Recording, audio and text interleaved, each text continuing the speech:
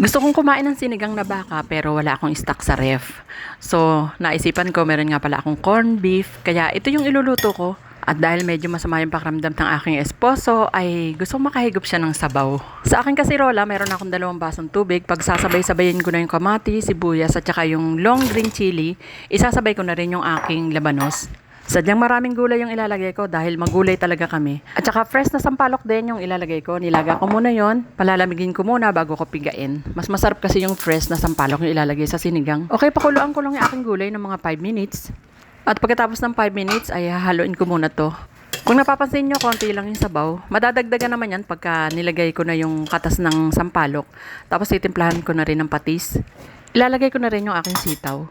Sa gulay ay nasa sa inyo na kung gaano karami at kaunti yung gusto nyong ilagay. Lalagyan ko lang ng konting seasonings at pakukulaan ko lang ng mga 2 minutes. At pagkatapos ng 2 minutes, ito yung aking corned beef na ilalagay. 260 grams yan. Gustong gusto ko yung corned beef na to kasi malasang malasa talaga siya at saka meron siyang buo-buong laman. Kung nakikita nyo, ang ganda. Yung 260 grams ay talagang ang dami na. Malasang malasa na yan dito sa aking sinigang. Ilalagay ko lang sa ibabaw yan. Hindi ko yan hahaluin doon sa sabaw. Mas gusto ko kasing hanguin niya nang nakikita yung beef, pati yung mga buo-buong beef.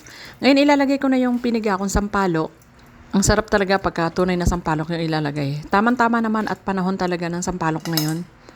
Tatakpan ko lang at hahayaan kong kumulo kahit mga 3 minutes. Pagkatapos ng 3 minutes ay ilalagay ko na yung aking kangkong. Masarap din yan kung lalagyan ng gabi. Meron akong gabi kaya lang nakalimutan ko ilagay. Mas masarap talaga yung lasa pag may gabi sa sinigang. Hindi ko pa rin hahaluin yan dahil ayaw kong magkahiwa-hiwala yung aking beef at dadagdagan ko pa ng isang siling haba. Pakukulaan ko lang ng 1 minuto yan dahil ayaw kong ma-overcook yung aking kangkong and then papatayin ko na yung apoy.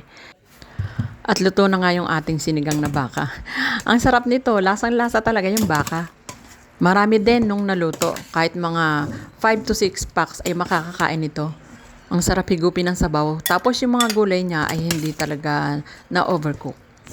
Yeah, ang kagandahan lang dito sa corned beef ay hindi mo talaga siya pakukuluan ng matagal. Kahit mga 2 minuto mo lang pakuluan yan ay okay na. Ito ay para lang naman doon sa mga nagtitipid na gustong kumain ng sinigang na baka. Pero syempre, mas masarap pa rin yung fresh na baka. Ayan, kung nakikita nyo, ang daming buo-buong baka niyan. Napakasarap nito sa mainit na kanin. Tapos may sawsawang patis na mayroong sili. Tara, kain na! Okay, enjoy and thank you for watching!